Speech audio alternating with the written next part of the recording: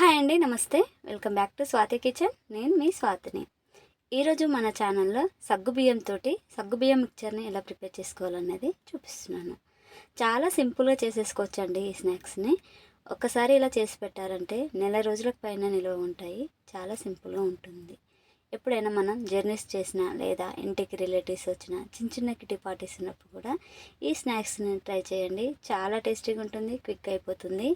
ప్రాసెస్లోకి వెళ్తే ముందుగా ఈ స్నాక్స్ ప్రిపేర్ చేసుకోవడానికి ఒక కడాయిలోకి డీప్ ఫ్రైకి సరిపడంత ఆయిల్ పోసుకొని ఆయిల్ బాగా హీట్ అయిన తర్వాతకి స్టెయినర్ పెట్టుకొని కొద్దిగా సగ్గుబియ్యం పోసుకుంటూ ఫ్రై చేసుకోండి. స్టెయినర్తో చేశారంటే మనకి ఆయిల్ అనేది అబ్జర్వ్ చేయకుండా లైట్గా ఉంటుందండి స్నాక్స్. ఆ తర్వాతకి ఇందులోకి 1 కప్పు వరకు అటుకులు పోసుకొని ఫ్రై చేసుకోండి. ఇక్కడ నేను గట్టి అటుకులు తీసుకున్నానండి. మీరు కావాలంటే పల్చటి అటుకులైనా తీసుకోవచ్చు. ఆ తర్వాత ఇందులోకి 1 కప్పు వరకు వేరుశనగ గుండ్లు వేసుకొని క్రిస్పీగా ఫ్రై చేసుకొని పక్కకు తీసుకోవాలి. అలాగే ఇందులోకి ఎండు కొబ్బరిని వేసుకొని లైట్ గోల్డెన్ బ్రౌన్ వచ్చేంత వరకు ఫ్రై చేసుకోండి. గోల్డెన్ బ్రౌన్కి వచ్చిన తర్వాతకి తీసేసుకొని మరొక ప్లేట్లోకి ట్రాన్స్ఫర్ చేసుకోండి.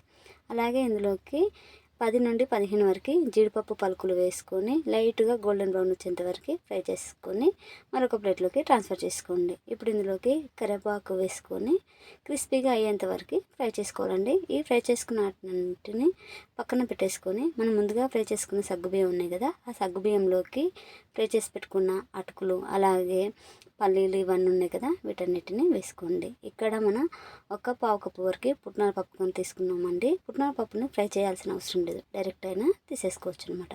ఇప్పుడు కొద్దిగా స్పైసీ కోసం ఒక బౌల్లోకి 1/2 టీ స్పూన్ వరకు కారం, రుచికి సరిపోయేంత ఉప్పు, 1/2 టీ స్పూన్ వరకు జీరా పౌడర్, అలాగే 1/2 టీ స్పూన్ వరకు చాట్ మసాలా ఉంటుంది కదండి, చాట్ మసాలా వేసుకుని ఒకసారి అంతా చక్కగా కలుపుకున్న తర్వాతకి మనం ముందుగా ప్రిపేర్ చేసుకున్న ఈ అటుకుల పైన వేసేసుకోవాలి.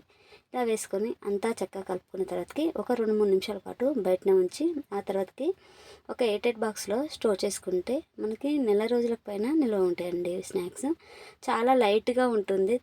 ఇంటికి రిలేటివ్స్ వచ్చినా లేదా ఏదైనా కిటీ పార్టీస్ అయినప్పుడు స్నాక్స్ని ట్రై చేయండి. ట్రై చేశాక మీకు ఎలా కుదిరిందో మీ ఫీడ్బ్యాక్ నాతోటి కామెంట్స్లో షేర్ చేయండి. అలాగే వీడియో నచ్చితే ఒక లైక్ కొట్టండి. మీ ఫ్రెండ్స్ అండ్ రిలేటివ్స్ తోటి షేర్ చేసుకోండి. ఇలాంటి మోర్ హెల్దీ రెసిపీస్ కోసం మన స్వాతి కిచెన్ ఛానల్ని సబ్స్క్రైబ్ చేసుకొని పక్కనున్న బెల్ ఐకాన్ని యాక్టివేట్ చేసుకోండి. Thank you for watching friends. Bye bye.